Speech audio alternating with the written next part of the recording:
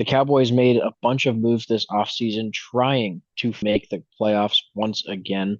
Dak Prescott back at quarterback, also returning key pieces like CD Lamb at the wide receiver position. They added George Pickens and Paris Campbell at the wide receiver position, as well as Solomon Thomas on the defense. And I think overall, they did make some decent improvements, but the running back room still hasn't really been addressed. And I think that until they address that, the Cowboys are going to continue to struggle because you can't just trust Dak to throw the football. Because when it comes down to it, I don't think that he's the guy you can trust with the game on the line, and especially when there's no threat of the run game. So the first game to start off the season, not easy at all either. Starting on Thursday night against the Eagles, first game of the year, the Cowboys in prime time. I don't think it's going to go very well for them at all, especially going on the road to Philly. The defending Super Bowl champs are going to start this season 1-0. And if there's anything we know, it's that the Eagles know how to beat the Cowboys, especially from last year. Like Jonah mentioned earlier, it becomes very easy to beat a team when their offense is one-dimensional, and that's most likely what we will see out of this Cowboys offense. The running back room is made up of Javonte Williams, Miles Sanders, and two rookie running backs that basically will not play. It's going to be all on the shoulders of Dak Prescott, CeeDee Lamb, and George Pickens.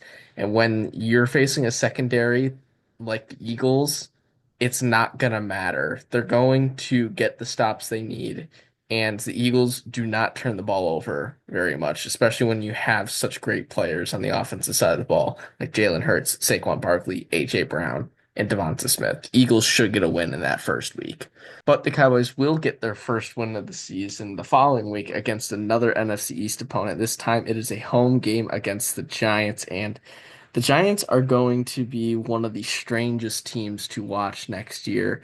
Maybe one of the most fun teams to watch, depending on who's playing at the quarterback position, but that's really the discussion. They brought in Russell Wilson, Jameis Winston, drafted Jackson Dart, and they still have Tommy DeVito. This is one of the most absurd quarterback rooms in NFL history, probably second only to the current Browns quarterback room. But the Giants really do not have a ton going for them on offense outside of Malik Neighbors. The running back room is just a little too weak, much like the Cowboys one, but I trust the Cowboys running back room a little bit more.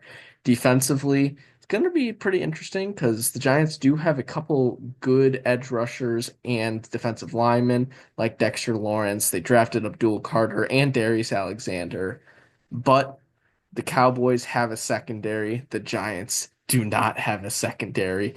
Even if Trevon Diggs is not as good as he was pre-injury, they will still be plenty better than the Giants. So moving into the win column in week two against the Giants, and then on the road against the Bears the following week, I do think this could be a sneaky competitive game if the Bears have made the right adjustments, especially with Ben Johnson coming in as the head coach.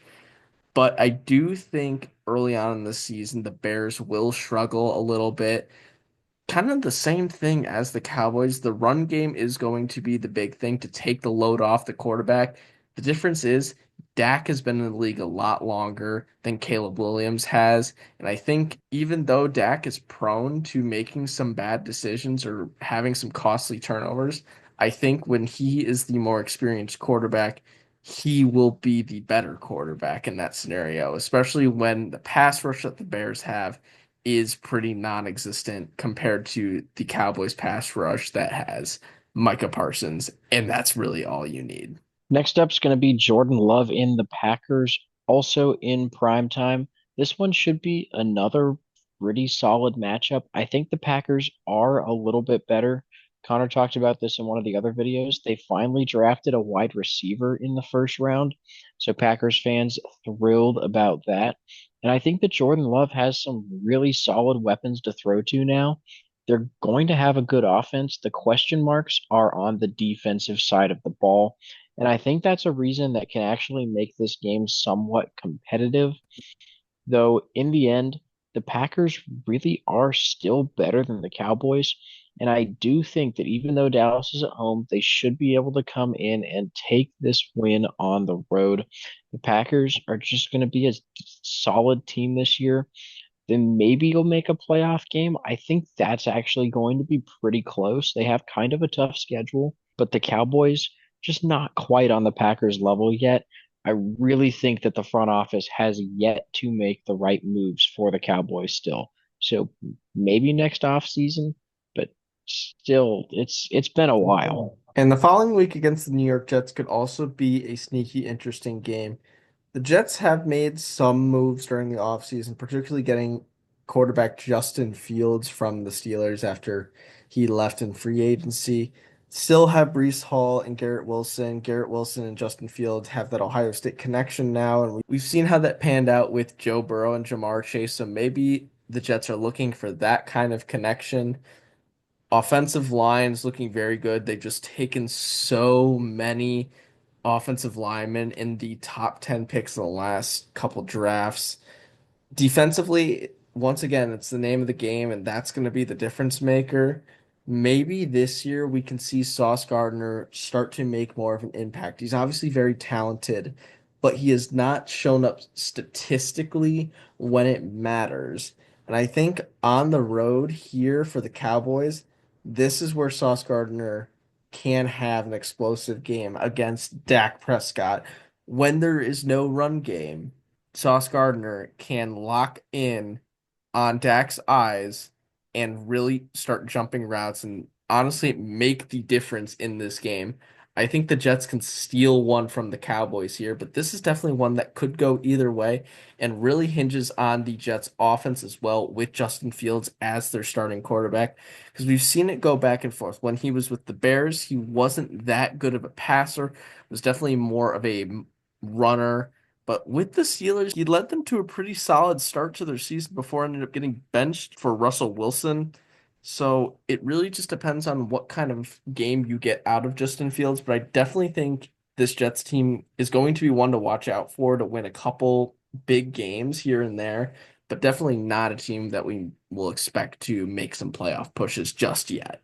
Next up's going to be the Panthers, and we actually saw some improvement from Bryce Young last season, which is something that Panthers fans desperately needed to see. I think that he's going to have another solid season this year. The Panthers, I mean, the NFC South is generally pretty wide open. There's a chance they could maybe make a push in that division, but they're going to need to see a another significant amount of improvement from Bryce Young. I do think that they're actually going to be able to compete with the Cowboys here, but we gave the Jets an upset win over the Cowboys. I don't think that they lose back-to-back games in upset fashion, so we are going to give this one to Dallas. I think they can go on the road and beat Carolina, even though they're an improved team. And to be honest, you could probably flip those results with the Jets and Panthers, and we wouldn't be mad at all. Yeah, especially with Bryce Young getting Tedero McMillan as his number one target going into this season. Just an absolute monster of a human being. Just freakishly athletic, tall, a big catch radius. He's going to be a stud in this Panthers offense and really help Bryce Young succeed going forward.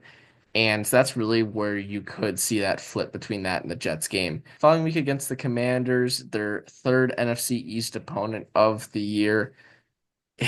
I really don't know what to expect from the Cowboys against the Commanders because it looks like the Commanders are now in control as the second best team in the NFC East behind the Eagles, just because the Eagles are absolutely loaded. But it hinges on Jaden Daniels and if he has a sophomore slump.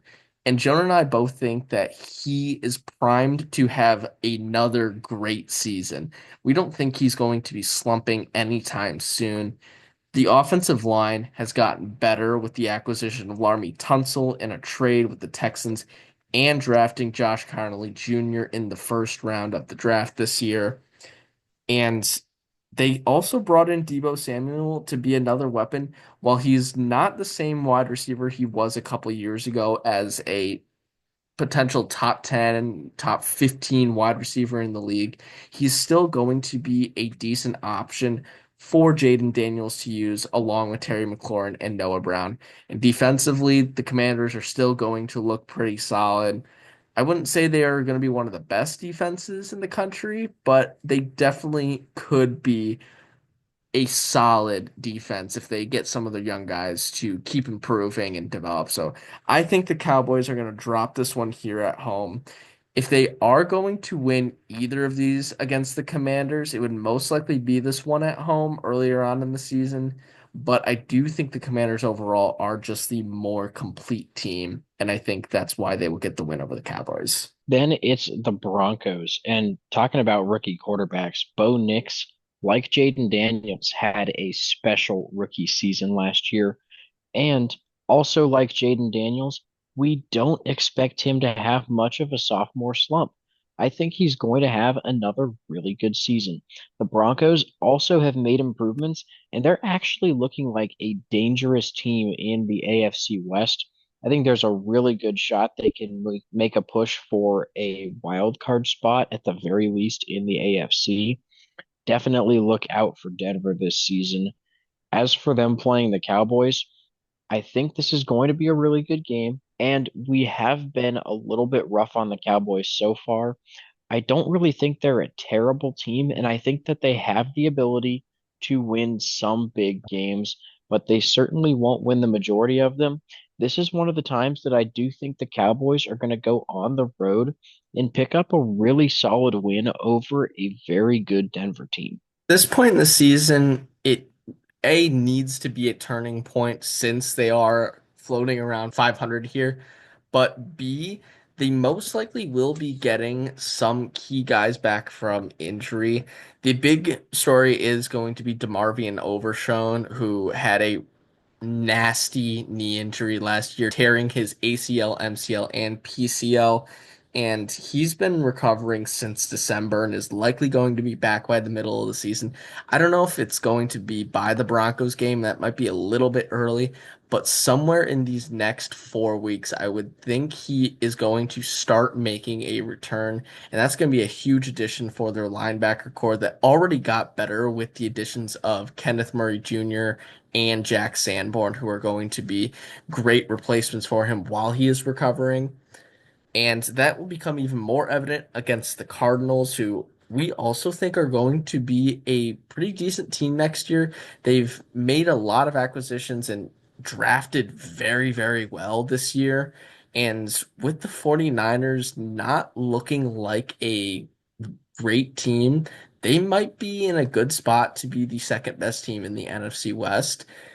But once again, this is going to be where the season turns around for the Cowboys. And I think they will get back-to-back impressive wins against good young teams, especially at home against the Cardinals. I definitely think the environment of AT&T Stadium is one that is difficult to play in. And even with a young defense that has some promise for the Cardinals, I do think the high power of this Cowboys offense will be able to defeat the Cardinals defense just because there is that youth. And they will need some time to develop into great players that can handle the likes of CeeDee Lamb and George Pickens on the field at the same time. After that bye week, smack dab in the middle of the season, it's a road trip to Las Vegas. And this actually is going to be one of the most fun teams to watch. Connor talked a little bit earlier about the Giants. I think that the Raiders are going to be even more fun. Gino coming in at quarterback, solid quarterback, but they drafted Ashton Genty in the first round, who is a incredibly exciting player to watch in college. They also have Chip Kelly, who loves to run trick plays, and they drafted a defensive tackle who had multiple rushing touchdowns in college. This is a team that you want to watch this season, and the Cowboys get them in prime time. This is a game you don't want to miss. Put it on your calendars now because it's going to be a good one.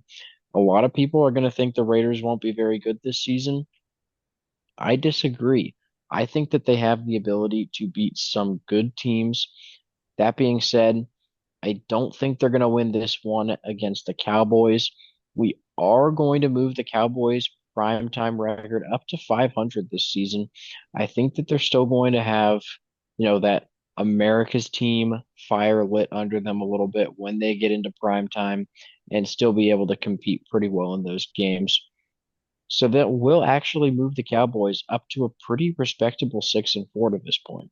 But it is downhill from here. Three straight games against some of the best teams in the entire NFL, starting with hosting the Eagles after playing them in week one, and maybe at home after playing them so early on, they might be able to be a little bit more competitive. But once again, like we talked about earlier, the Eagles are just so much better. The defense is going to be insane once again because they keep drafting great players that the rest of the NFL just lets fall into their hands. They got Jahad Campbell at the end of the first round, who is just a stud out of Alabama. And they also drafted a great free safety in Andrew Makuba out of Texas. It's just you can't make this up. The Eagles somehow get better year after year after already having a great team. I don't see how the Cowboys will be able to win this game regardless if it is at home. They will drop to 6-5 here and then facing the Chiefs the following week. It's Patrick Mahomes against America's team. Scriptwriter's going to be in their bag for this one, but you can't have Patrick Mahomes lose. He's going to find a way to win this game, and it really is just going to come down to who makes less mistakes. And we know that Patrick Mahomes makes very little mistakes. And if he does make mistakes, the refs are going to somehow find a way to bail him out. I do think Travis Kelce, even coming off of a pretty poor year by his standards, will rebound this year. And if everyone's able to stay healthy, particularly Rashee Rice and Isaiah Pacheco, who were key factors on the offense that were dealing with injuries throughout the year. Rashee Rice out for most of the season after I think like week 5 against the Chargers. They're able to stay healthy, and this defense can lock in once again. Maybe the Chiefs are in contention for a Super Bowl legitimately, and I think they will be able to handle the Cowboys here. Next up is yet another game in prime time. It's a road trip to Detroit. And this one is going to be pretty tough for the Cowboys. Once again, this a brutal 3-game stretch. I think they're going to struggle quite a bit in this one. I said earlier that the Cowboys will show up in prime time, and I do think they will. I don't think that they'll give the Lions a bad game by any means. But just when you look at this Lions roster, there's so much more there than what the Cowboys have, really just at every position. Like I said, I think the Cowboys can make it close, but realistically, they're not going to be leaving Detroit with a win. Next up is the Vikings. And again, it's in prime time. This one also should be a solid matchup. The Vikings have J.J. McCarthy supposedly going to be the starting quarterback this season, and a lot of people are already writing him in around the middle of the pack in NFL starters. That's just insane. He hasn't played a snap yet. And I think to expect the Vikings to be a playoff contender again this year is pretty ridiculous because we have yet to see J.J. McCarthy take a NFL snap. Yeah, he has Justin Jefferson, but that's not everything. You have to get the ball to him. So I do think the Vikings are going to struggle quite a bit this season. I won't say they'll be completely terrible, but I don't think that they're going to be able to beat teams like the Cowboys. That will move Dallas back up to 7-7. Move Dallas back up to 7-7.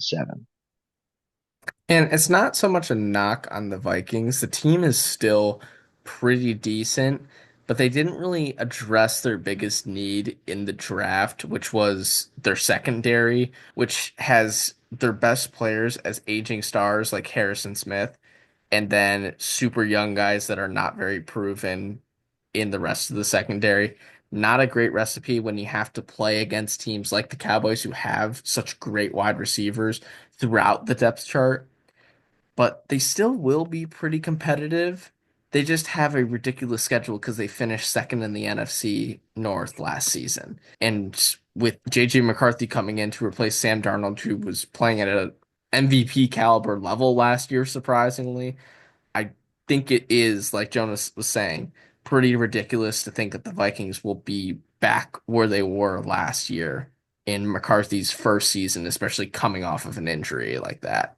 As for the Cowboys, though, the next week is against the Chargers, who will be a pretty interesting team once again, kind of in that middle of the pack pecking order. Really just depends on how they play against some of the top teams on their schedule. Obviously, Justin Herbert is back and had his best season in the NFL last year before a abysmal showing in their playoff game against the Texans, throwing, I believe, 5 interceptions. But they drafted Amarian Hampton to join a running back room that brought in Najee Harris from free agency. And defensively, if they're able to stay healthy, particularly Joey Bosa and Derwin James, I think they're going to be a fairly good team. We saw Quentin Johnson at wide receiver take some steps forward and just really hold on to the ball, which was his big thing his rookie year. Lad McConkey was great in his rookie season. I think this Chargers team is going to be a pretty dangerous one, and one that can compete with the Cowboys here. I do think it could go either way, especially with it being a home game for the Cowboys. But we are going to go with the Chargers here because it is a Jim Harbaugh coach team that has pretty good running backs, and they will be able to balance the game out between the run game and the pass game. And that's going to be the Cowboys' downfall. Just to briefly mention, Jim Harbaugh has recently been named in multiple in NCAA investigations. There's obviously the Michigan sign stealing scandal, but also the Matt Weiss investigation, which is some pretty serious stuff. So there's a chance that the NFL will seek punishment against Jim Harbaugh and potentially have, something along the lines of a 1 year ban. We're not really going to get too far into that as of right now. We're still going to treat him as the coach of the Chargers, like Connor mentioned for that prediction. Next up is a road trip to the Commanders. We hit on this matchup a little bit earlier. I just think the Commanders are pretty solidly better than the Cowboys, and they should be able to win this game, especially at home this time. Shouldn't be too terribly difficult. Then again, it's the Giants. Already hit this one earlier. Last game of the season, the Cowboys at 7-9 aren't going to be in the playoffs, which means they're not going to be resting their starters, which means the Giants aren't going to win. It's pretty simple, actually.